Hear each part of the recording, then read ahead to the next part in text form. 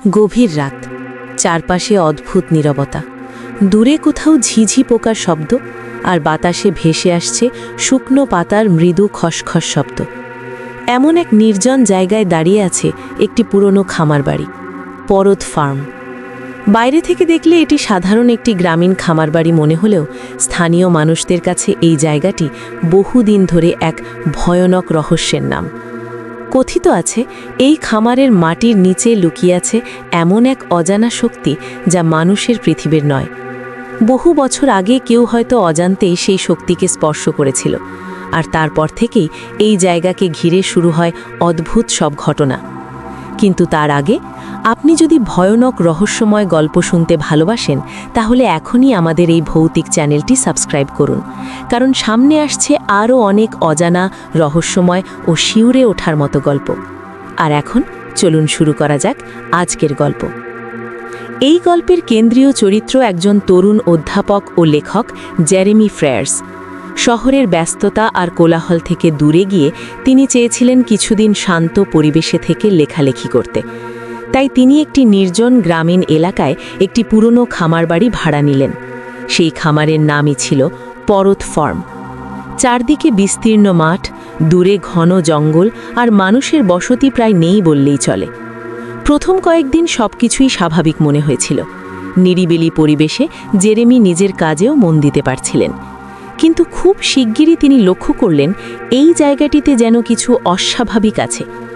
একদিন খামারের আশেপাশে ঘুরতে গিয়ে তিনি দেখতে পেলেন মাটির উপর অদ্ভুতভাবে সাজানো কয়েকটি বড় পাথর।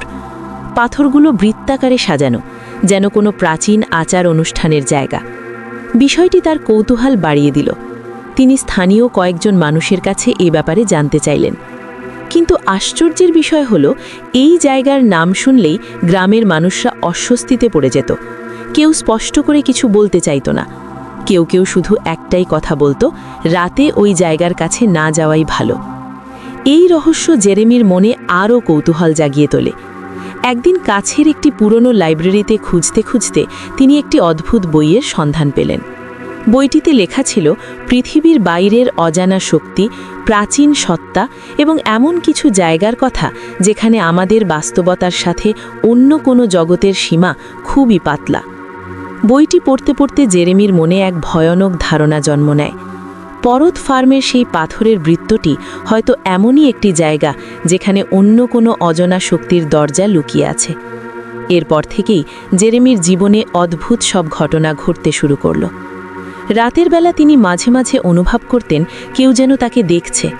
মাঠের দিকে তাকালে মনে হতো অন্ধকারের ভেতর কিছু একটা নড়ছে, কিন্তু ভালো করে তাকালে সেখানে কিছুই দেখা যেত না।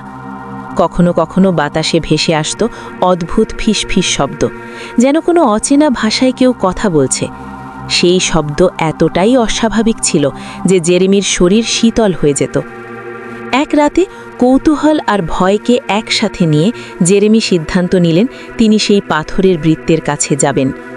চাঁদের ম্লান আলোয় জায়গাটি আরও রহস্যময় দেখাচ্ছিল। পাথরগুলো যেন অদ্ভুতভাবে অন্ধকারের মধ্যে দাঁড়িয়ে আছে। তিনি একটু কাছে যেতেই হঠাৎ মাটির নিচ থেকে অদ্ভুত এক কম্পন অনুভব করলেন। মনে হচ্ছিল যেন মাটির নিচে বিশাল কিছু নড়ছে। তারপর তিনি দেখলেন অন্ধকারের গভীরে যেন একটি বিশাল ছায়া নড়ছে। সেটি কোনো মানুষ নয়, কোনো পশুও নয়, বরং এমন কিছু যার আকার আকৃতি মানুষের বোঝার বাইরে। চারপাশের বাতাস ভারী হয়ে উঠল।